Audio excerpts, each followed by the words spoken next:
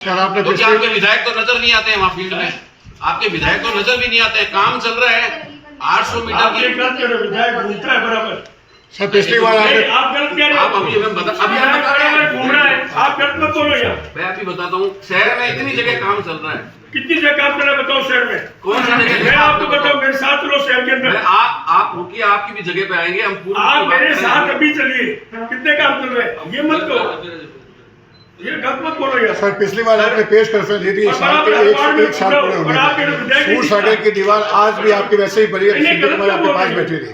सूर सागर आज भी काम नहीं हुआ। सरकार का मतलब ही नहीं कि आप पंचायत से बोलोगे। सर मेरा निवेदन था आपसे, 2 साल में नो डाउट गवर्नमेंट ने काम किया। कोई नाराजगी मेरी नहीं थी, मैं वहाँ आया, वहाँ सब बैठे थे, मैं किसी को उठा के बैठना ये अच्छा नहीं लगता, अनुशासन और मर्यादा की दृष्टि से ठीक नहीं है किसी को उठा के बैठो, इसलिए मैं खड़ा रहा। पर 11 बजे का टाइम था, पहले ही निकल गए, विधायकों के प्रोटोकॉल का कोई ध्यान नहीं रखा। ये वास्तव में प्रशासन की गलती है कि उन्होंने आते ही उनको झंडी दिखाने के लिए खड़ा कर दिया। ये प्रशासन की गलती है, इसलिए मैंने प्रशासन को गोलबार दे दिया कलेक्टर को। तो दूसरी बार इंतजार करना जरूरी था। ठीक है, वो उन्होंने जो किया है, उन्होंने मतलब यथास्थान मैंने उनको जो कहना वो कह दिया। मंत्री से भी बंद कमरे में बातचीत तो हुई, अपना विरोध तो जताया क्योंकि स्वभावगत है, सही को सही और गलत। नहीं, मेरा कोई मंत्री से विरोध नहीं है। नहीं, विरोध नहीं है, बात तो कहनी है, सही को सही और गलत को गलत। बात कहना मेरा अधिकार है, हमारे प्रभारी मंत्री है, उनको नहीं कहेंगे किसको कहेंगे? तो मतलब हो तो भाजपा के विधायक, कांग्रेस के विधायक और भाजपा का विधायक हूँ, कांग्रेस के विधायक जैसे व्यवहार कैसे हो रहा है? नहीं, कांग्रेस से व्यवहार नहीं हो रहा, प्रोटोकॉल भाजपा की तरफ से व्यवहार हो रहा है।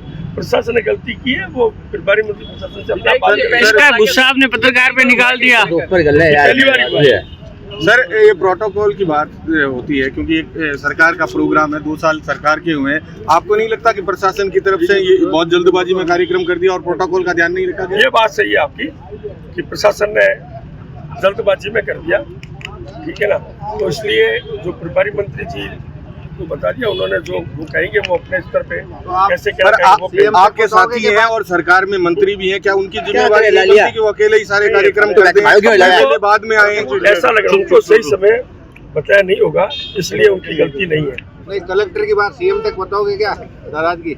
हमारा प्रभारी मंत्री है, उनको कह दिया, वो अब आगे बात करेंगे। तो चिकित्सा विभाग से कुछ ज्यादा 36 का आंकड़ा चल रहा है या कभी सीएमएचओ का प्रोटोकॉल का उल्लंघन? नहीं, मेरा कोई आंकड़ा नहीं चल रहा। जहाँ मैं जनता का आदमी हूँ, जहाँ मुझे लगेगा वहाँ मैं कहूँगा, क्योंकि जनता के हित में काम होना चाहिए। जहाँ लगेगा यहाँ गड़बड़ हो रहा है, वहाँ मैं उचित स्थान पर जरूर बोलूँगा और कहूँगा। अंडरपास को लेकर कोई बात हुई अभी कि क्या, किस तरह? अंडरपास के लिए अभी भाई उनसे अभी कोई बात नहीं हुई, जो मैंने वहाँ बोला वही बात है। अभी आपको पता होगा कि मैं 2 दिन पहले और 9 तारीख को मैं वहाँ दिव्या कुमारी जी से मिला।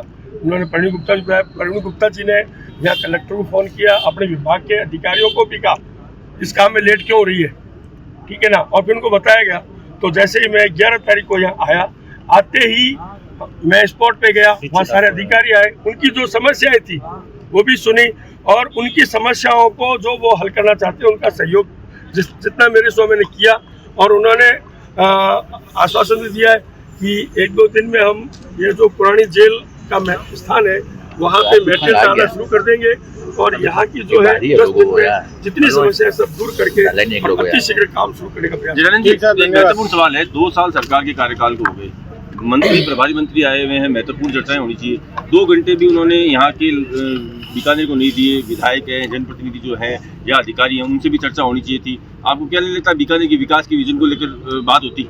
आज का उनका इतना ही था कार्यक्रम कि यहाँ जो हमारे विकास रस आया हुआ है उनको सब विधानसभा भेजने का, झंडी दिखा के रवाना करने का आज का मेन कार्यक्रम उनका गीत